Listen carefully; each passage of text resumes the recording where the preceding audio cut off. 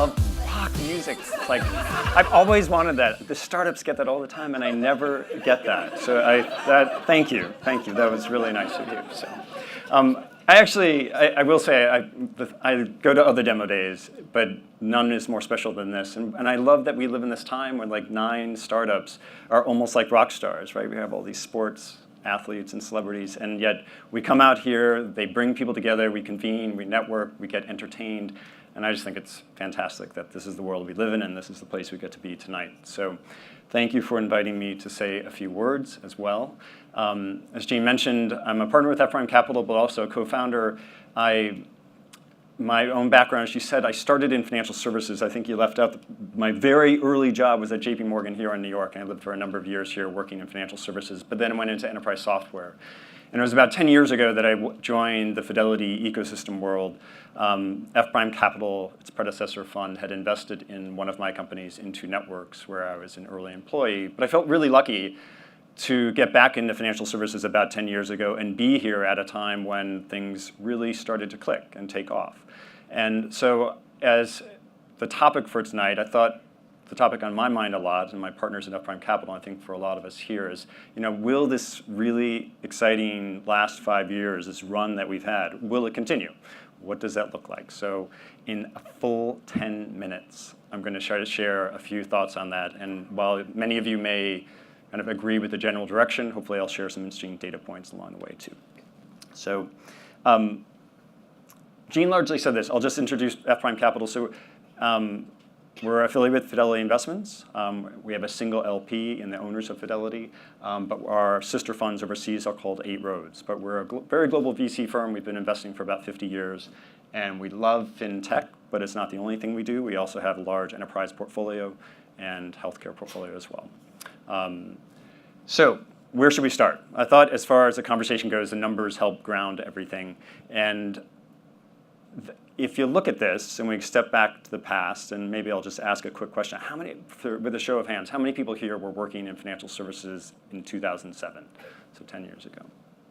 All right, so way less than a third, probably like 20% of the crowd. Then for those who were there, you will remember, maybe this is an unfair statement, but it wasn't quite as exciting as it is today. At least it wasn't according to these numbers, right? Something happened around 2012.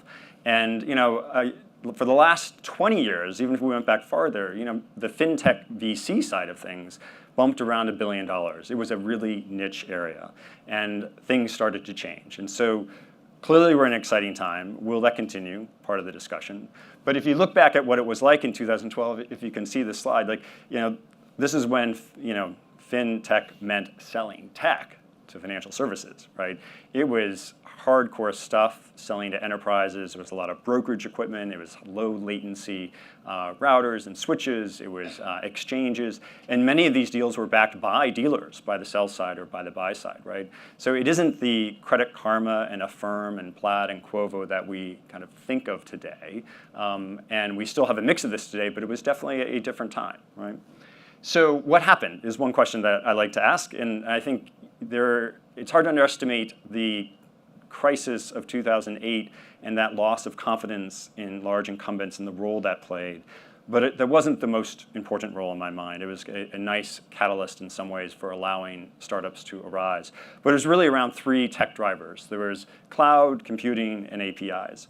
On the cloud side, this is a story people are familiar with, but it took a few years, starting around 2006, for the cloud infrastructure players like AWS to start, Google Compute.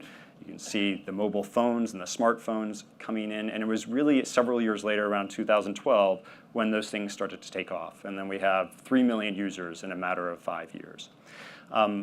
The API side is also hard to underestimate because while it had changed many industries before financial services, it wasn't until late in the cycle of an API economy that we began to see that effect on the financial services industry. And you see this dramatic growth in the number of APIs, as well as the financial services as a whole catching up with other industries. And I'll come back to this point, but in my investing and the things we look at, I think it's hard to underestimate how much farther we will go as a result of APIs taking financial services out of the bank or out of the brokerage and extending that into other areas. It's almost the conduit to expanding fintech. So there were a few consequences of those tech drivers, and one of the ones is just how fast startups could scale. And unprecedented in many ways. You know, you can look on the left side, you see just a few examples of Venmo and Robinhood and Acorns, and how it took them about 3 years to get to the 2 to 3 million user range, a really sizable user base.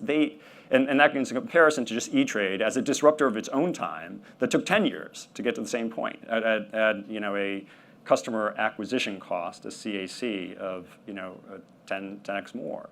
So they did this through a number of features, right? They designed their products to be super easy to use and adopt. They took financial services from a considered purchase to a why not try it? I'll download the app and give them my account credentials and let them start taking change from my account, right? It was a major change. They streamlined the onboarding efficiency to make it as zero touch as possible, and they often built virality into the adoption model, right?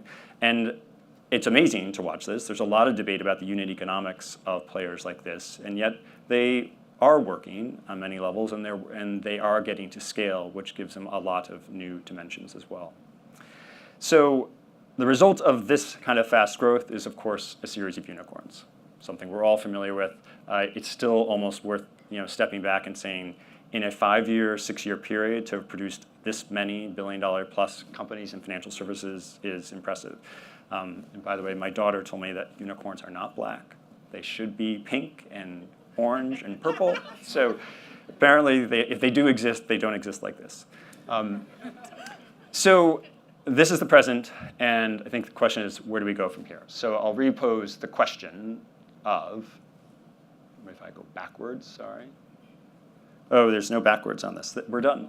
So it all ends well. So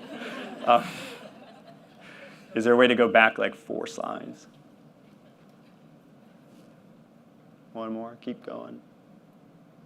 Keep going. All right, we can pause there because the party's going to continue. If you didn't notice, the party continues, and I'll try to explain why I feel that will be the case. No, the future's bright. I feel I look at what's happening right now, and I look at those trends and drivers and think we're at the beginning of something. We're not that at the end. We are going to see a dramatic extension of financial services, and I think for all of us in this room, it's a great time to be doing what we're doing. So there are 3 main reasons I'll talk about why I think the time is like beginning and not ending. The first one is this number. For fun, anybody want to guess what the 20% is? How many people were working in financial service in 2007? Clearly, that's one of them. But the other is the size of the GDP. So financial services is huge, right? It's 20% of the US GDP. It is the single largest sector. And we have a lot of room to go, right, in terms of the investment that venture dollars can enter in the space and what startups can do to penetrate that area. A second is around an emerging stack of new financial services players. And there will be different players on this page potentially in a few years, but at least as an investor, I'm already beginning to see a go-to stack. And what's important here is that it's a horizontalization of what had previously been a vertical stack. If you wanted to work with a bank, you had to work with all of the bank. Now, if you want to work with banking service and get payments, you can work with Stripe or Braintree. If you want to get account authentication or data aggregation, you can go straight to Quovo or Plaid and not have to have a relationship directly with the bank. And it's hard to underestimate how important that is and how that cements the ability of a startup to get off the ground with less friction, less capital, and just do more things. The second thing this stack is enabling is the ability to take these services out of financial services altogether and make them invisible into other products. The most classic one is Uber, right? No one thinks about paying with Uber, but of course via an API, originally with Braintree, you have your credit card and you pay when you get out of the car. That's happening across financial services and extending that further. The third piece I would add is just this infrastructure layer. To date, the fintech disruption has largely started as a front door, moved into this middle stack of transactions, but over the next 5 years, I'm excited to see it extend into the infrastructure itself. Areas like settlement, clearing, and custody. And it's most unclear whether the Bitcoin rails or Stellar or Chia are going to be the rails that do that. But there are a lot of alternatives vying for that. And as we think about decentralizing that infrastructure, we will definitely see inroads into classic areas of SWIFT for settlement, or in the brokerage space for the DTC and other areas. So I think that's part of the tailwinds that we'll see in really exciting parts of the next 5 to 10 years. And the result of some of these, just to finish off here, is that with APIs and with this stack, I think we're going to see fintech appear in other sectors. And so I will confess, this may be a fintech hammer seeing a fintech nail where none exists, but I do think we're going to start to look at healthcare investments and look at restaurant investments and say, that looks like a fintech deal to me. And so a couple of examples here. There are many sectors that I could have put on the page on the right. These are some areas that F Prime and myself and my partners are particularly excited about. We have an investment in a company called Toast in the restaurant space. It's essentially point-of-sale software. It's enterprise software for running the restaurant, but they make half their money through SaaS fees, and half their money comes from the interchange and credit cards. So we see it as a fintech deal. Others might, 5 years ago, would have just been an enterprise software deal, right? So same thing is happening on the healthcare side, and it's a much larger economy. But we will, given the consumerization of healthcare, start to pay more when we visit the provider. And as soon as you do that, they're going to need new point-of-sale systems. As soon as you start paying at the point of sale, they're going to have to know how much you owe. Many people won't be able to pay that all, so they'll be put on payment plans. They'll start to get capital or loans to help pay for that. There's a lot of ripple effects here that are concerning, but at the same time, it's going to look a lot like the things everyone in this room is accustomed to seeing in fintech. And we could talk about that in real estate, and really this big category of decentralized networks in IT, which is really a crypto asset-led area. So that is my thoughts on, in a 10-minute period, where we were, where we are, and where I think it will go. I think it's a really exciting time. Keep an eye on the tech drivers, and those numbers at the beginning of, will we look at venture investment in this category that is as big as the last 3 years? I think we probably will. As all good prognosticators, I'll say there's a 55% chance that's going to happen. And I think part of it will be, if it's not the kind of fintech we're seeing today, it'll be because we're extending into other sectors and starting to wrap that into the fintech banner. So thank you very much for the opportunity to share some thoughts. And I am so excited to see the next 9 startups present. So.